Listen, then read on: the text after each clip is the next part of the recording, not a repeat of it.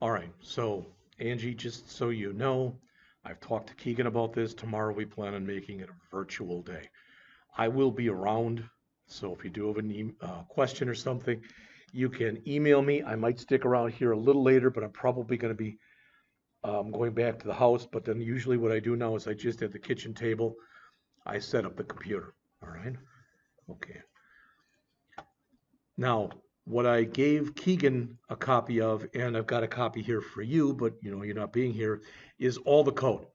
What I want to do first of all is I want to run the program, and then we'll talk about what I had to change, etc.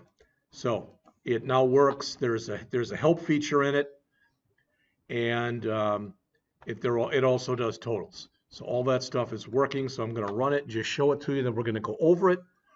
After we go over it, I'm going to very slowly go over those PowerPoints for chapters 2 and 3, and then the rest of the period will be a lab.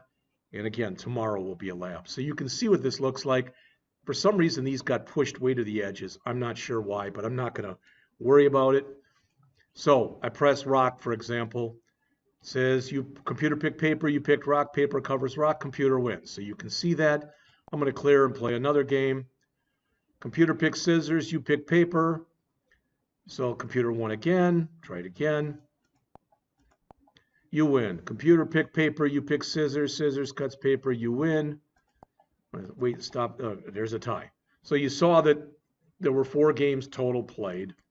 Now if I go over to stats, there's my games. Okay, so all that stuff is over there.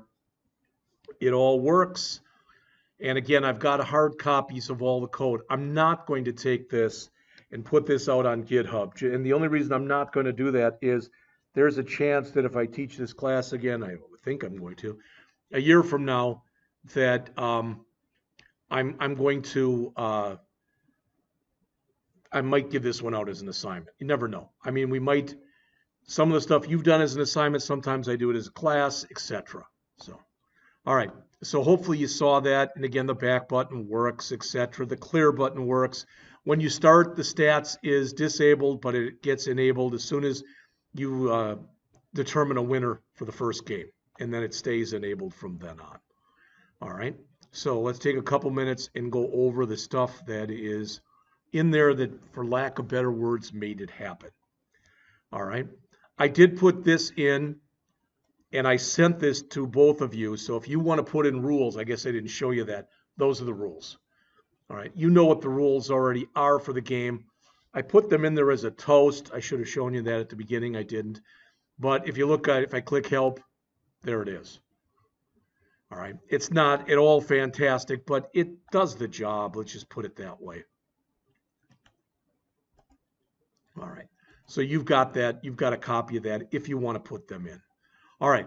I did notice in here that this thing, I was doing a search for this. I don't think I'm ever setting this computer pick string in here. It's what the computer gets. It's getting a 1, 2, or 3, but I'm never putting in there if it's a 1, you know, etc. Make it rock. If it's a 2, I'm never doing that. But I'm just leaving it in there anyway. Now, this drawable that's in here, see this thing? I was using that before. We don't need it anymore. So even though it's in there, I just removed it. All right. I went online yesterday because I was having problems switching between images. Okay. And I think you had kind of sort of asked about that, Keegan, the other day. And I found this thing online that looked kind of cool where you create an array of integers and for the contents, you put each image in there. Well, I couldn't get that to work either. So I can get rid of that. So I'm going to show you how I fixed it because it was pretty easy. And I said this yesterday. I'm not trying to be funny. It isn't funny. But the internet is a good thing because usually if you've got a problem with something, so does somebody else. All right. You know, you asked the other day, Keegan, about, you said I put that GIF in and it wasn't doing anything. Yeah, it's because supposedly now it doesn't automatically do things like it did before. Sometimes I think that in their quest to make this language better, they make it worse. But that's just my opinion. You know what? People who are professional Android programmers might say, no, you're wrong. Okay. So just taking it from the top here, there's user chooses rock. in any of these cases, any of these three cases, I'm going to make this a little, no, I'm not. All right, in any of these three cases, the first thing you always do is you generate the random number. Make sense? All right. Then, if I picked rock, I'm setting up the pick int to 1 and the pick string to rock. 2, I'm setting the pick int to 2 and the pick string to paper. 3, I'm setting the pick int to 3 and the pick string to scissors. I think you get that. Then I'm calling determine winner. All right, well, this prepare game, actually, I don't have to do this. I'm going to just do a little bit of work here as far as moving stuff up a little bit. You don't have to do this. I'm just doing this for my own edification a little bit. So there, that made that easier because now I'm preparing for the game first. Now, the way that I change this, we're not using that drawable anymore. All right, and I don't know if you noticed, you probably didn't, but when I was running my program, over here in my run area that's over here, I'm still getting an error right now. It says invalid. I don't know what that is, but I'm going to see if I can figure that out.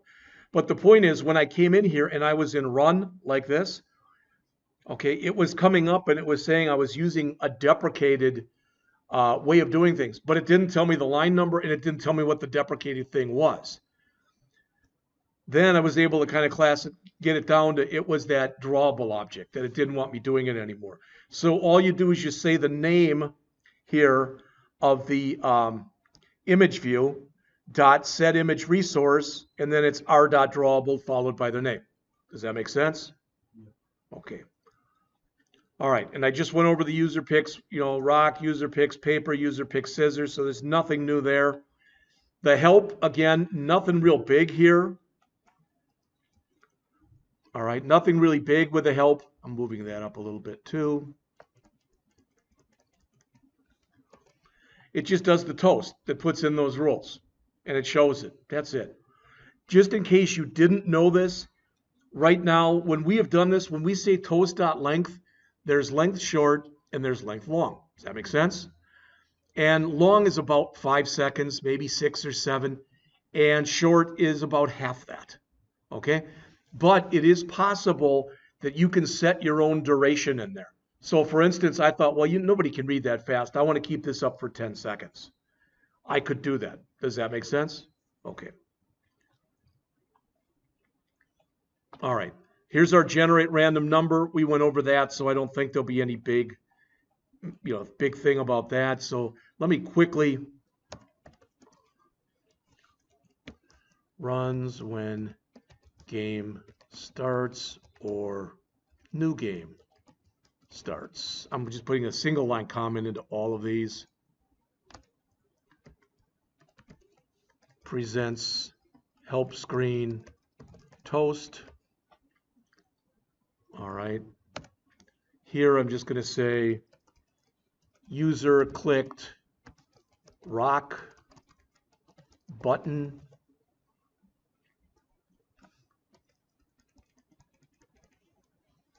Here I'm going to say user clicked paper button, and you can guess what's coming on the end here, so user clicked scissors button.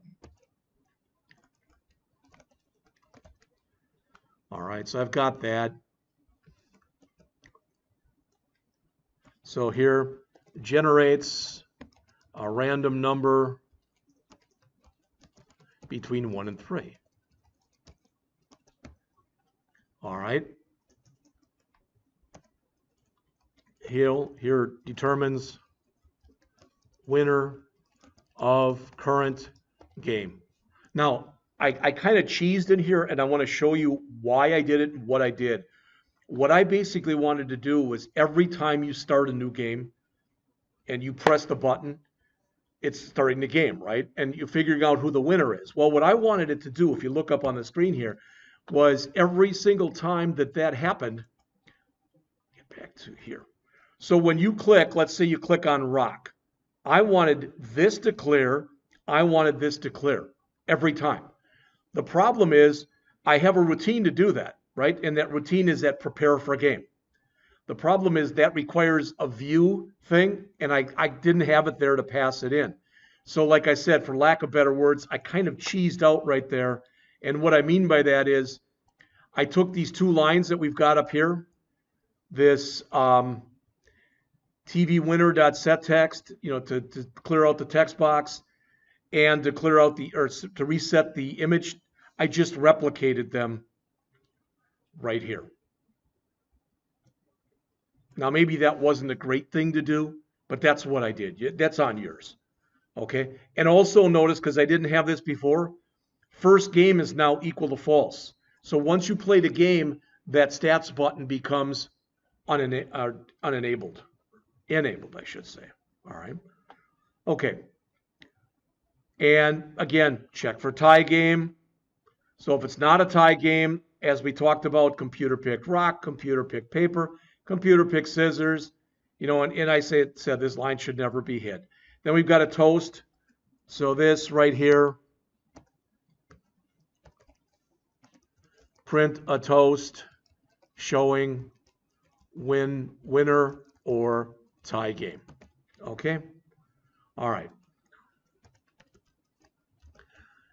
The complete rock thing, as it says, I'm going to complete computer picking rock method. And all this is doing is it's just filling in the text. It's figuring out who won, and it's going to fill in the text. Here is paper, and here is scissors. We went over all this stuff yesterday, so I don't think that there's a need to go over it, okay? All right, so this is going to show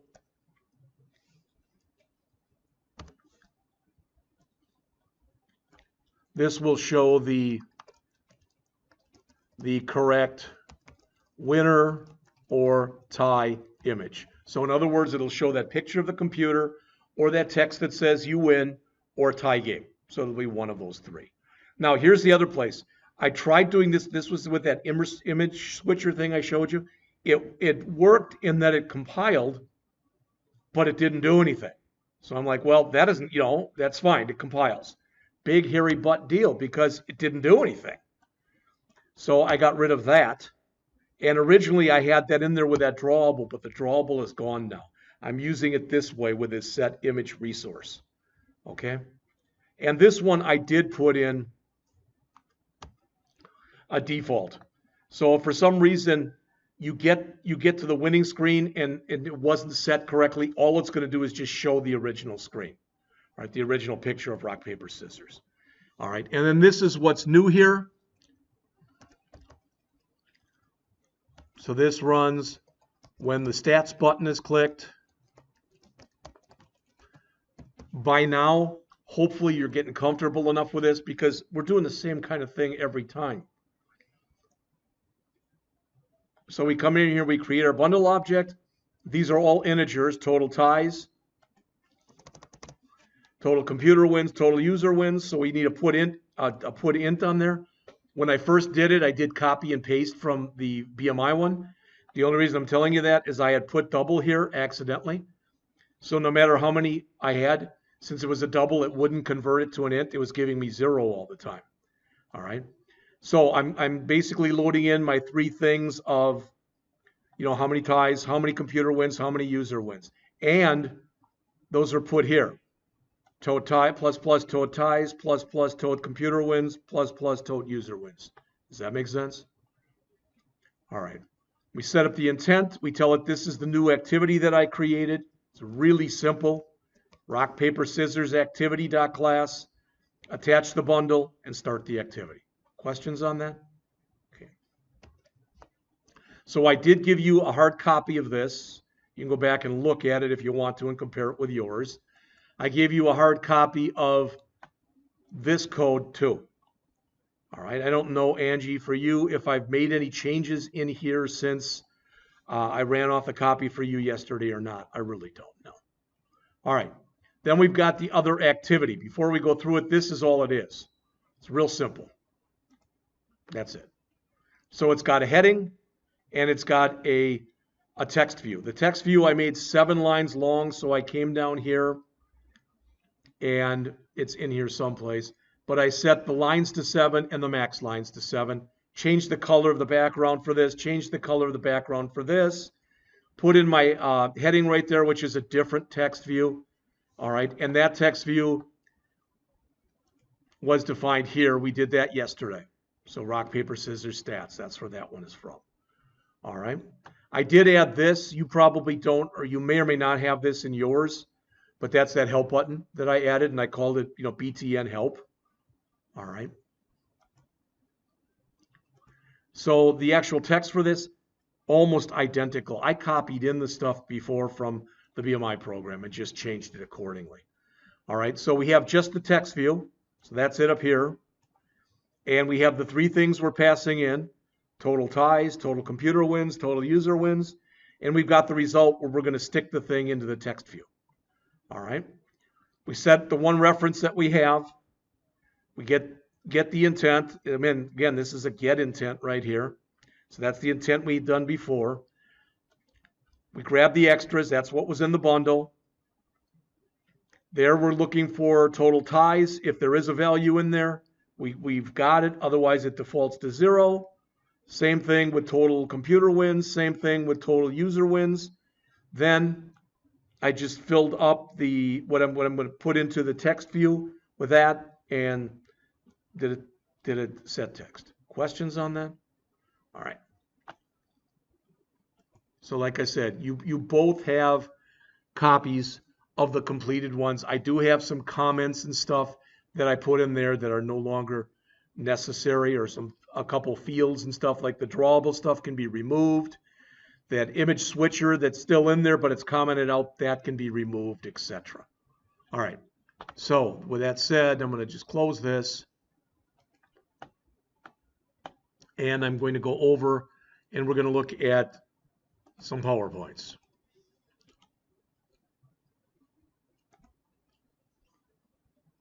All right.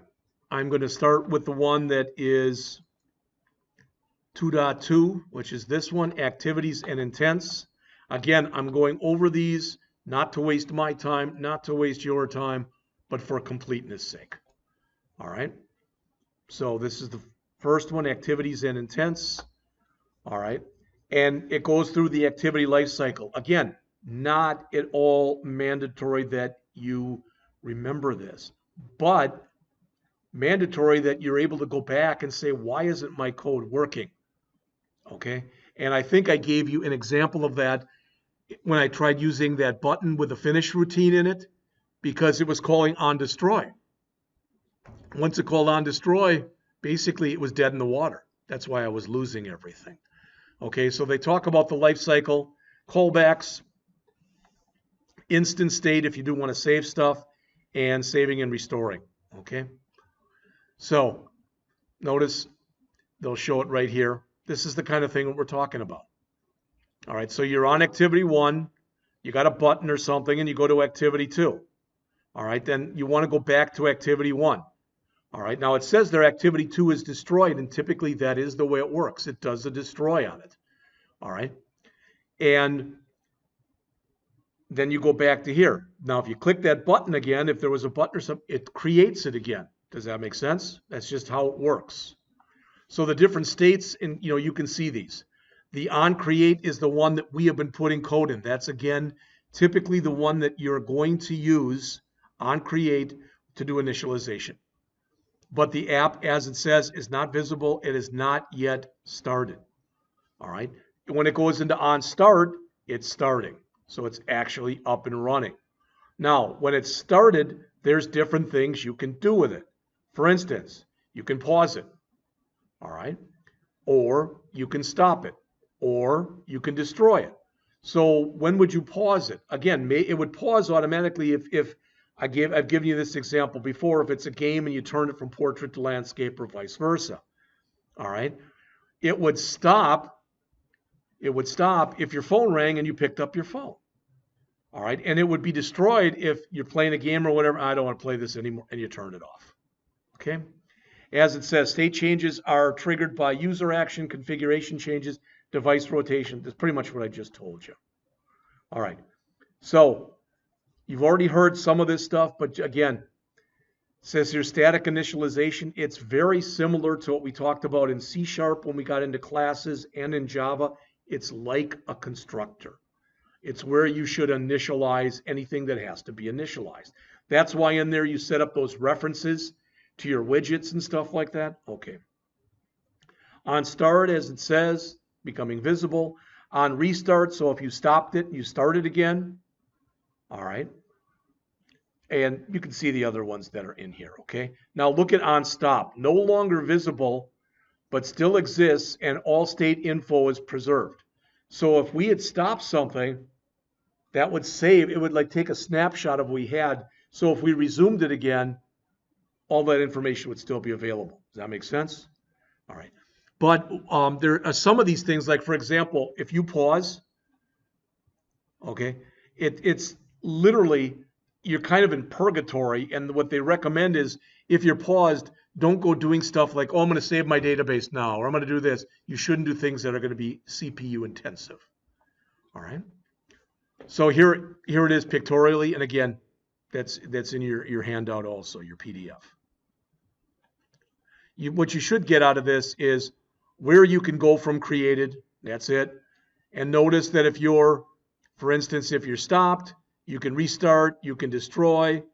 If you're paused, you can stop. If you're paused, you can resume, etc. Does that all make sense? So it is kind of an important picture, all right? Just because sometimes you got to know where to put your code. So here's, again, the only one we've been using thus far has been on create, all right? As it says, called when the activity is first created, does all of the static setup. So again, it's setting up all your variables. Only called once during the lifetime of an activity.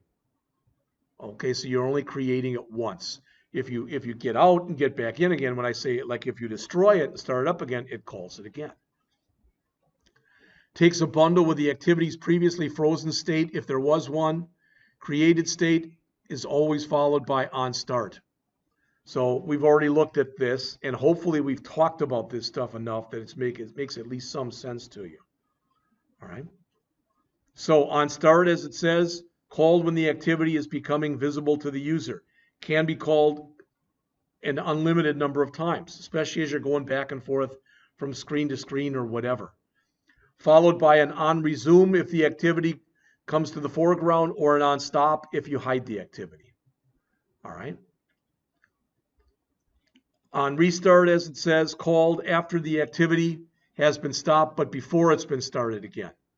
Sometimes what you have to do is you're stopping and starting stuff, is you might have to unload or reload different things, and that's where that's where this comes into play. On resume, as it says, called when the activity will start interacting with the user. All right. So as it says, starts accepting user input, it's in a running state. All right. On pause, called when the system is about to resume a previous activity. So technically it does, this is all done behind the scenes. But there may be an occasion for you to pause on purpose and save something or do whatever. All right. As it says, with on pause, the activity is partly visible, but the user is leaving the activity. Typically used to commit unsaved changes to persistent data. All right, but you're not supposed to do things that are going to take a long time and on pause, just because you never know how long it's going to be paused. All right. On stop, as it says, called when the activity is no longer visible to the user. All right. This is for those operations, as it says, that are too heavyweight for on pause. All right, so if you had something you had to save or whatever, you do it in there. So you either go from stop to restart if you're going to start it again, or to destroy if you're not going to start it again. And destroy, as it says, notice, maybe what you want to do, for instance, with on destroy, that might be, I think I asked you guys about this, that I asked you if you've ever heard of the game Galaga, but in there at the end, what it shows you right before the game ends is it shows you how many shots you made, how many shots you took, and your percentage. You could do something like that in on destroy, so right before it goes away, as an example. All right. Okay. Activity instance state. When does the configuration change? When you rotate the device, when you choose a different language, or when you enter multi-window mode. It is possible, and we'll talk about this in a later chapter, that you can use in Android what are called fragments, where you can split your window up into different sections and have them doing different things. All right. Notice it says system doesn't save a lot for you. Whatever the system doesn't save and you need, you must save. Okay?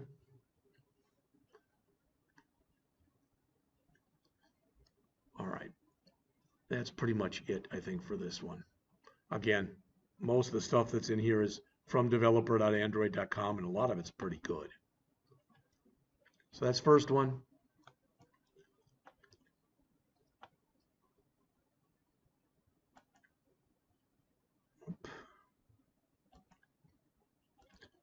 This one talks about implicit intents, a little shorter than the last one.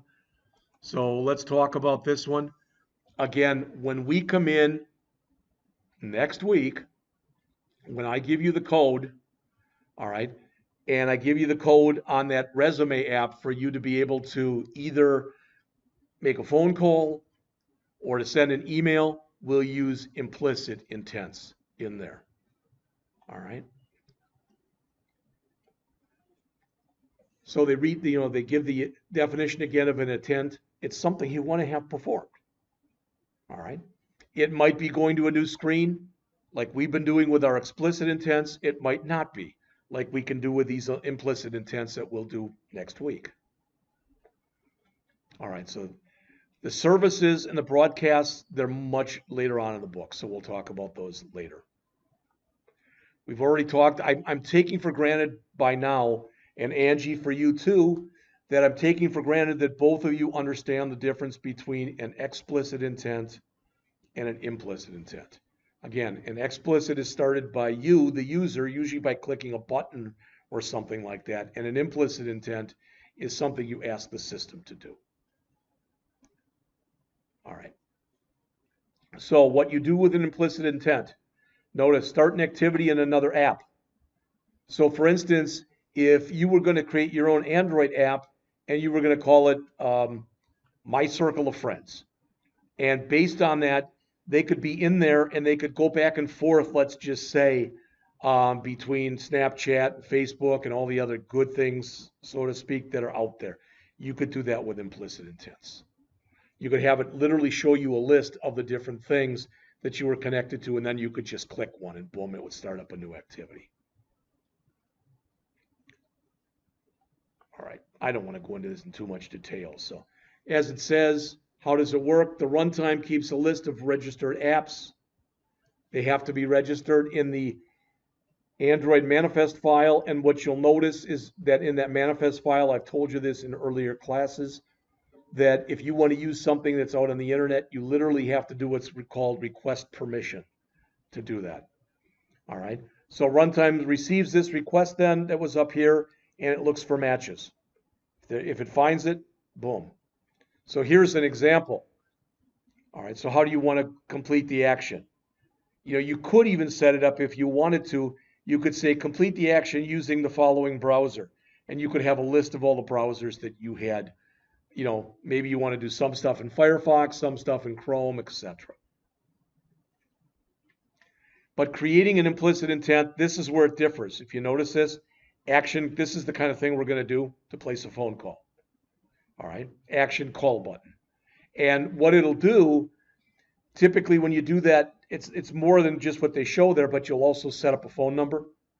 Because if you're telling people to give you a call, all right, on that app, you want to make sure that if they choose that, they're calling your phone. Okay? All right.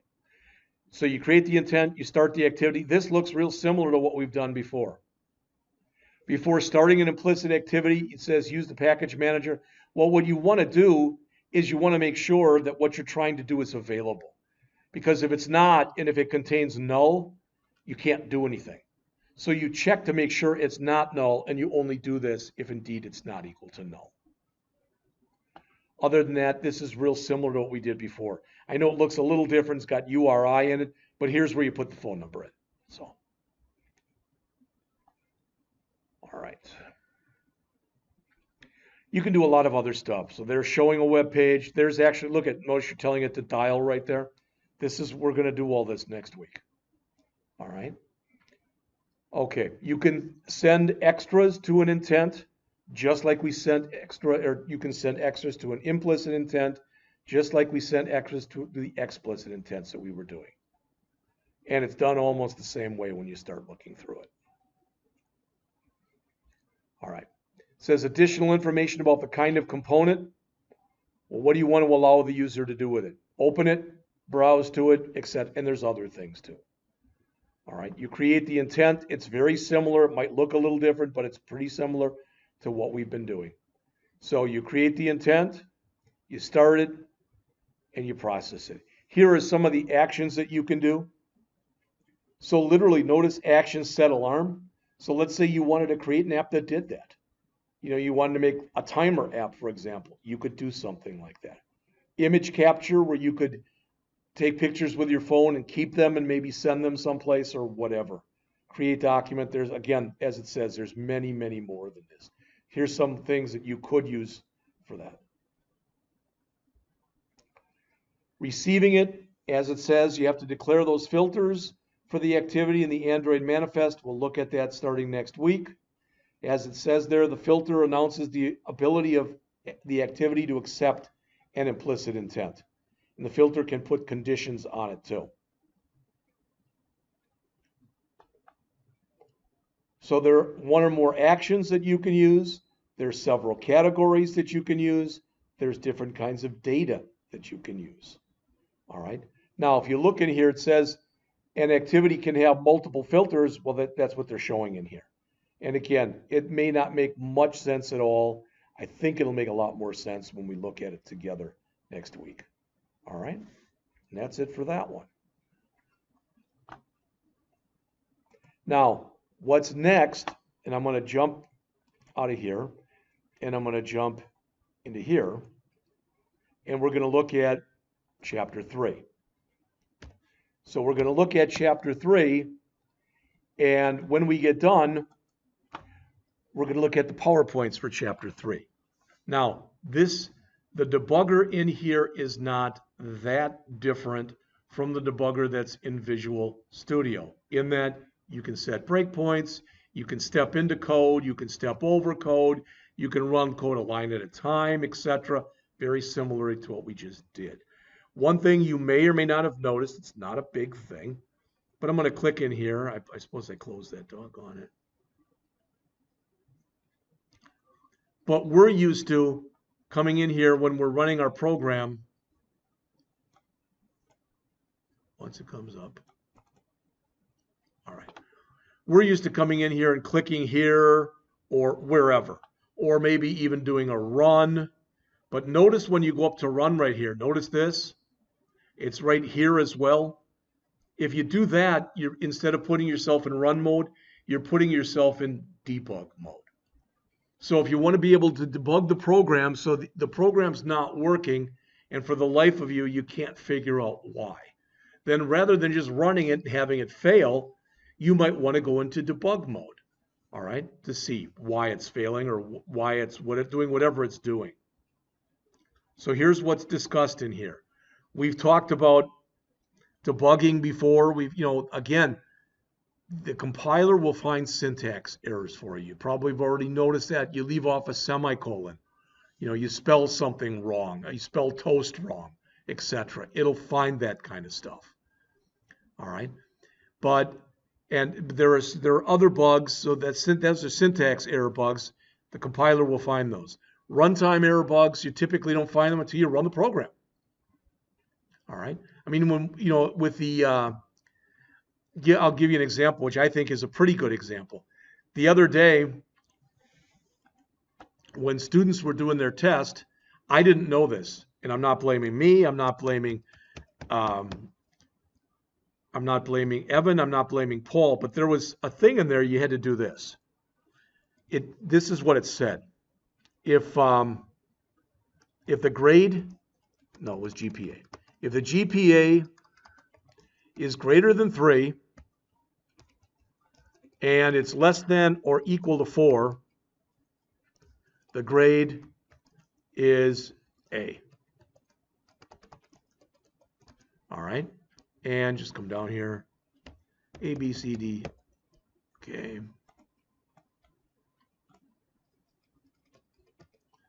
All right, if it's greater than or equal to 2, and it's less than 3, the grade was a B. If it's greater than or equal to 1, and it's less than or equal to 2, the grade is a C.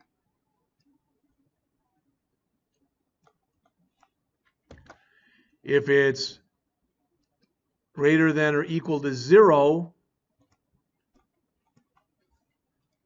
if it's greater than 0, and it's less than or equal to 1, the grade was a D. And if it was, it can't be less than 0, but if it was equal to 0,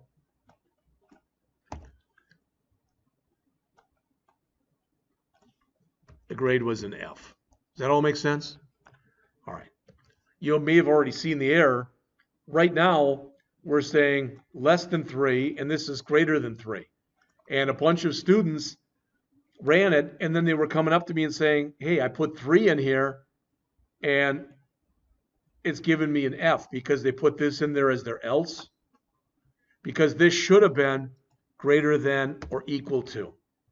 So technically, that's a runtime error.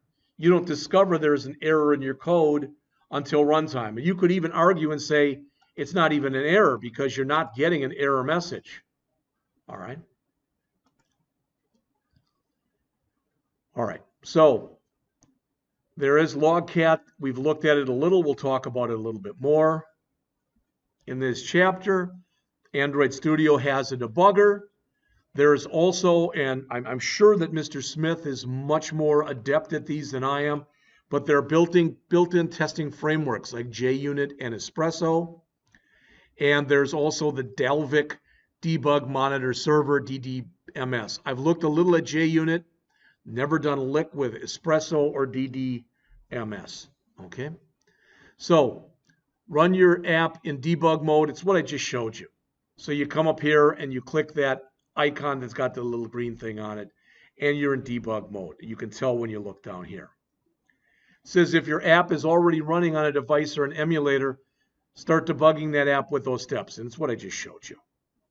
All right. It says to resume executing the app after you're in debug mode, you can click run, then resume program, or now you can click the regular green icon that we've been using. Okay. And you can click the red one to stop. Breakpoints. Nothing really new here. How do you add a breakpoint? You click in that gutter area, and it makes them, again, kind of that brownish type of color, cyan or whatever they call it. Okay. You can also say run. As it says, it'll go up to there. You can also tell it to run toggle breakpoint to set a breakpoint. Now, what's kind of cool about this, there's other things that you can do with breakpoints in here that I don't know if you can do them with Visual Studio or not. You can set conditions for breakpoints. In other words, you can tell it to stop there only if a certain condition is true. Does that make sense? All right. So it says to view all the breakpoints that you've set and to be able to configure their settings, there's a breakpoints icon on the left edge of the debug window. Okay. And if you click it, it brings this up. And if this is the only breakpoint I have, that's what it's going to show. It says in this window, all the breakpoints you have set appear on the left-hand side, and you can, there they are. You can enable or disable any of them right there if you want to. There's a button in there that you can mute all breakpoints, which basically says turn them all off. Now, I'm going to tell you this. I probably have said this to you before. Does it make sense to you that if you have breakpoints, even if they're all muted, before you take your app and you actually put it out on the App Store or whatever you're going to do with it, remove any breakpoints you have. Just like, I maybe showed you that yesterday, that I had some, when we were working with JavaScript and I'd have problems, I'd do what I would call them debugging alert statements. Well, in here, you can just do debugging toasts, right? Really, you shouldn't even have toasts. You should not have toasts in an actual application project because they sometimes can be hinky. So if we were actually going to save that, we'd probably remove the toasts from there and just put it someplace else. All right. So again, as I mentioned previously, you can have conditional breakpoints. So it stops execution of your app only if a certain condition is true. All right. And you bring it up as it says, you right click on the breakpoint icon and you enter a condition in the field. So if you look at that, so for instance, if I only wanted this breakpoint to show maybe if I'm doing the BMI thing and I'm having a problem with people who are obese. So I could make the condition in there BMI greater than or equal to 30 type of thing. That makes sense?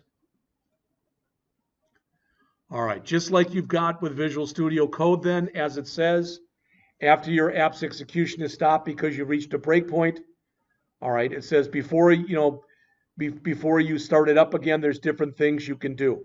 The first one, number 2 there, as it says, you can click what's called step over. All right, at that icon, or you can choose run step over, or you can click the F8 function key.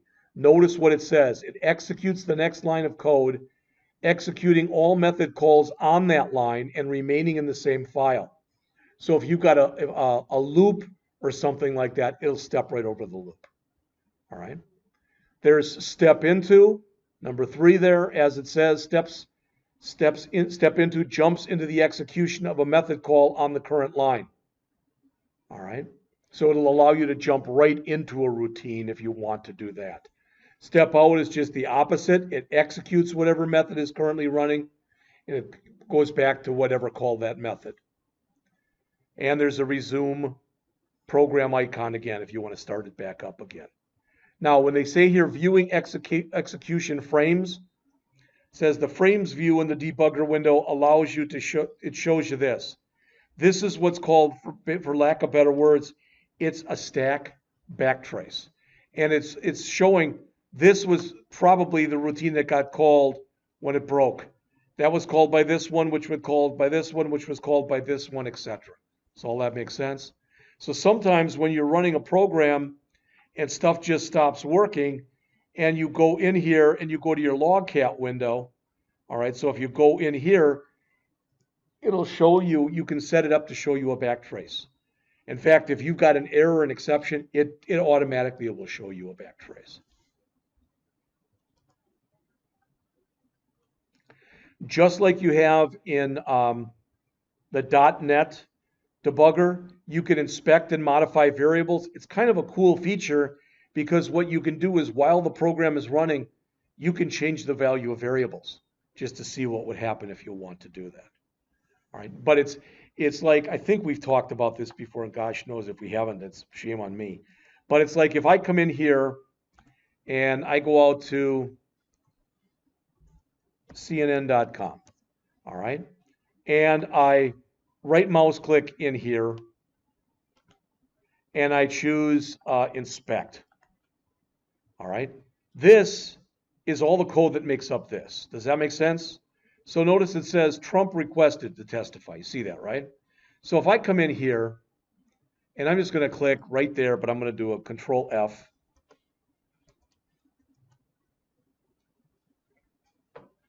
And I spelled it wrong.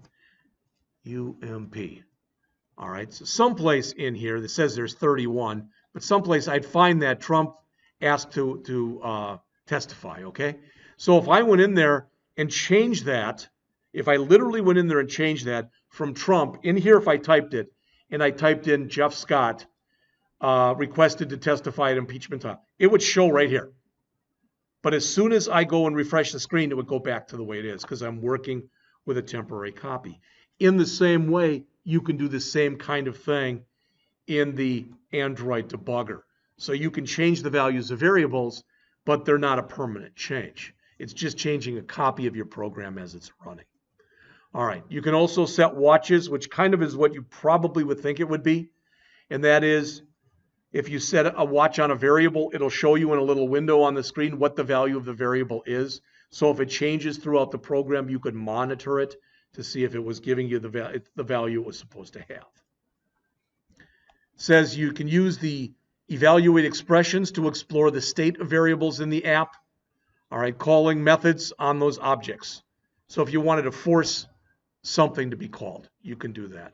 There's other tools. I'm not going to read this off to you, but there's other things that you can use as well, like logcat. All right, we did talk a little bit about logcat earlier in the semester, but not really in much depth or breadth of coverage. All right. It says there are multiple types of debuggings available to you beyond setting breakpoints and stepping through code. You can use logging and tracing. All right. And if you want more, you can read that. All right. All right. So testing the app. Now, we've talked about this in earlier classes. Why do you test an app? You test an app because you want to find errors. You want to find them. You don't want to create something for somebody and have them find the errors. That should make sense. All right. So as it says, writing and running tests is a critical part of the software development process. I don't know if have you ever heard of that term before? Test-driven development. When you use test-driven development, what you basically do is you write the tests first before the code. So every test you write will fail, right? Because you haven't written the code yet. But you write as many tests as you can think of, knowing they'll fail, but then you start to write the code for the test to make those tests succeed. All right, so in some places call it kind of an ass-backwards way of doing things. All right, Android supports many different kinds of tests, many different kinds of frameworks. As it says, two types are unit tests and instrumented tests. Notice local unit tests are tests compiled to run entirely on your own local machine. So if you are building, let's say that I'm building an app with you, all right, and we have to eventually combine our code together, but I'm doing part of the app and you're doing part of the app. So in your local unit testing, you'd be testing your piece, and in mine, I'd be testing my piece. Even after we bring them together, we'd still be testing them first on a local machine. That's still unit testing, but we'd be testing two units as opposed to one. All right. So as it says, unit tests should be fundamental tests in the app testing strategy. By creating and running them against your code, you're verifying that the logic is correct, that the program is doing what it's supposed to be doing. A unit test generally exercises the functionality of the smallest possible unit of code. And there could be several unit tests for the same method. Or like when we had the one method that we did, I'm not going to bring it up, for BMI, remember it was just one line long? That'd be just one test. All right. Now, the first document that I ever wrote when I was a professional programmer was a design unit test document. And I'm not exaggerating to you. I think it was around 500 pages long.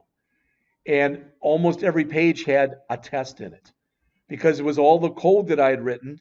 And then I had to put in there where it was, how I was going to test it, what I expected to have happen. Then I had to test it, take a screenshot of it. And if it did work, I had to put that screenshot in there. And if it didn't work, I put that screenshot in there and said how I fixed it, and then put that screenshot in there. Does that make sense?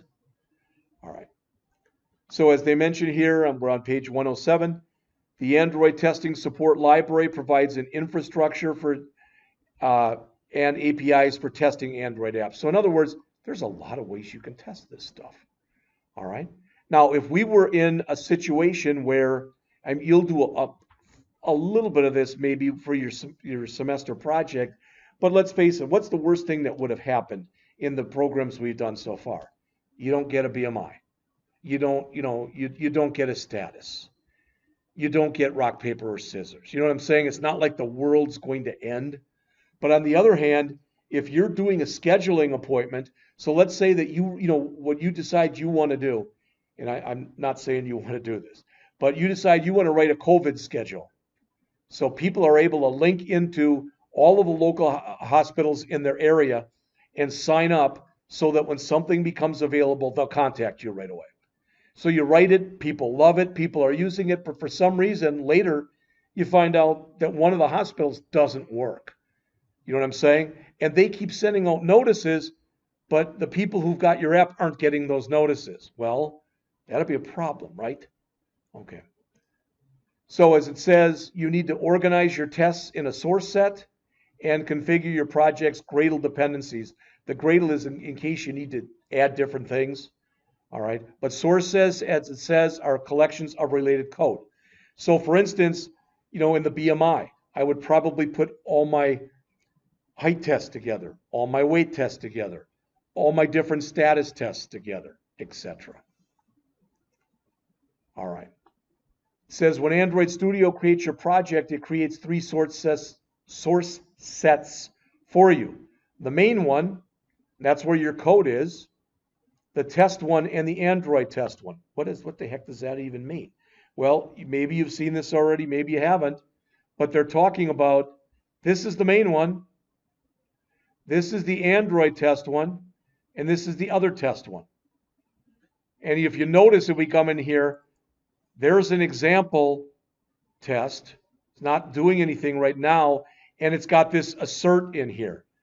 All right. When you fire an assert, typically, you want to say if something goes wrong, you want this assert to fire so you know there's a problem. We can go in here, and there's an example unit test. And you'll notice, this is a pretty simple example. It's expecting 4 when you add 2 plus 2, but you could put anything in there you wanted to or needed to put in. All right. In the breadth and depth of coverage that we have in this class, you don't typically do anything in there, but it's important that you've at least been exposed to it and you hear it. All right, so it's what I just showed you here. Then configuring Gradle for test dependencies. It says there if you want to use unit testing APIs, you need to configure the dependencies for your project. So you probably have to go in to your Gradle file. And remember, if you ever do that, again, you probably won't have to in here, but if you ever did have to do that, you go in here and you find Gradle scripts, and you want the one that says, move this down a bit, one of these in here, I don't remember which one, but one of them will say module. All right, and that's the one you want to jack with. All right. A test runner on the bottom of page 108 here, as it says, it's a library or a set of tools that enables testing to occur. Well, JUnit is a test runner that you can use to test Java code. So you could bring in JRunner and you could set up your tests in there to have them automatically run as your program is running. So for creating unit tests, as it says there, you create a new test class, you write your tests, and here's a surprise, you run your tests. All right, and the idea is if you've got an error that you'll have to go back in then, make changes, and go through the whole process all over again. And I've said this kind of thing to you before, that technically every time you run a program, you're testing it. Because something can go wrong, you can hit a weird key combination you've never hit before, or whatever. The last thing that's in here, and it's only 4 or 5 pages long, talks about the Android support library. And as it says, it's part of the Android SDK's tools, where again, SDK is software development kit. You could use the Android support library for backward compatibility. All right. So you know that when we chose this, whatever, I don't remember now what the one is we chose. Remember it said it would handle 99.8% of things, and it probably will. But there might be something that's brand new that you end up putting into your code. It literally just came out. It's a new way of writing X, whatever X is. And it may or may not work in earlier versions. When I say it may not work, it's probably not going to be enough to make your program crash, but nothing will happen. So with the support library, you can go in here and you can account for that and test for that as best you can.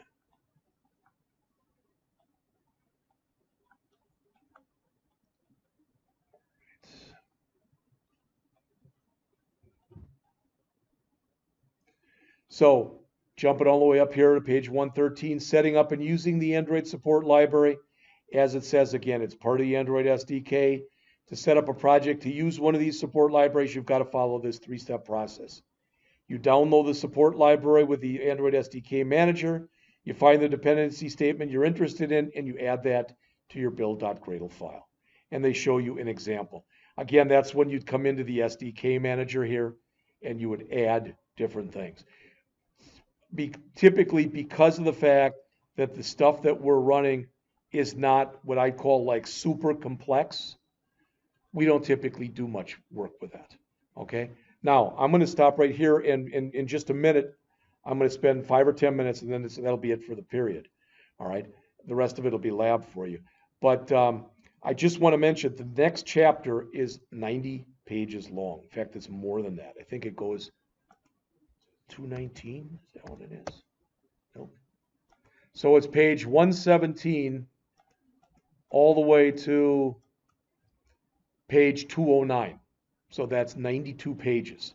All right. And the reason that I'm telling you that, not to waste my time or your time, it's in 4 different sections. We're going to probably spend a good 2 weeks on this, if not more.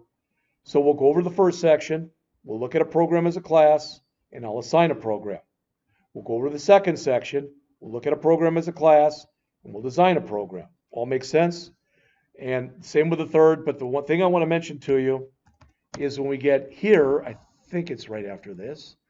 This, to me, is the hardest part of the book, so far at least, will be when we talk about recycler views. I've already mentioned those to you, let you flick through your phone, for example, and set up different things, but there's a lot of work that has to be handled behind the scenes to do this. And they only give it about 10 or 15 pages in here. So we will spend a lot of time. We will build a simple app. What I'm thinking of doing right now, recycler views replaced list views.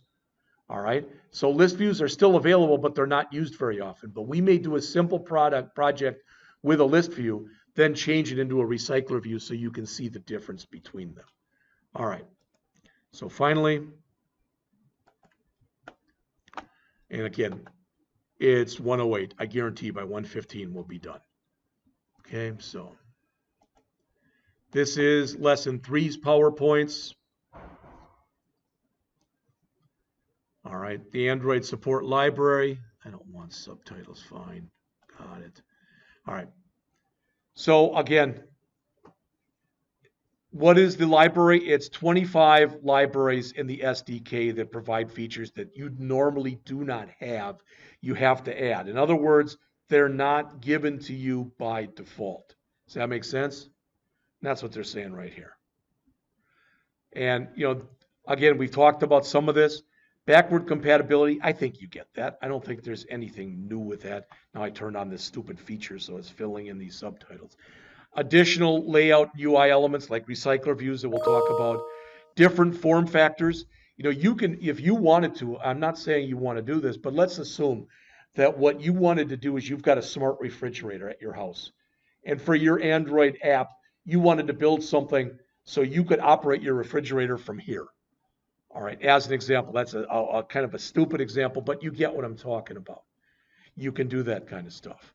We will talk about material design. I think that's lesson 5. And that's basically, for lack of better words, it's not, this is my words, this is not the book's. It's kind of like adding CSS to your Android app. All right. Okay. It says always use the support library version of a component if one is available. Why? Just like anything else. If it's available to you, why would you want to go and create it on your own? All right. So libraries, as it says, it's a set of APIs. So it's a set of features and functionality that you have available to you. You can use to do a lot of different things. Data handling, we'll look at some of that when we get towards the end of the class with databases. Network connectivity. So if you wanted to be able to have different machines or different phones talk to each other, and not, I don't mean, when I say talk, I don't mean, you know, literally send information back and forth to each other type of thing. Different programming utilities. All right, and they list them here. I'm not going to read that to you. It says you should always try to include this library and make app compat the parent of your activities. That's one of the reasons that we're using that. All right. So support libraries, again, part of the SDK through the Sdk Manager. You've seen this already, but I'm going to show it to you again anyway. I don't want to turn that back on. Hopefully they're off now. But if I go back in here and I go over to, which one is it? Right here, there. See where it says SDK Manager right there? All right. That's got all this stuff in here. And you'll notice what's in here, what's showing in here right now are versions of the SDK. And typically the only one you want installed is the latest and greatest, right? But there's other stuff in here, data sharing, data formats, etc., that you can turn things on and you can turn things off. All right.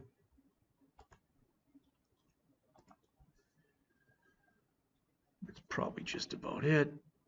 So if you want to get to the SDK Manager, I showed you what I thought is the easiest way. You can also go into Tools, Android, and choose SDK Manager. I should just bring that up just because of the fact, if you go in here and you go to Tools and you go to, it's not the same as they show in there, okay?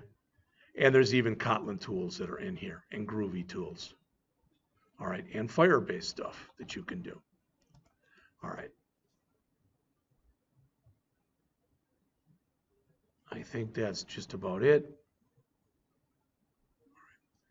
All right, so again, stop this. Hopefully that was running. Gosh, I hope it was running. Yeah, stop. Pause record.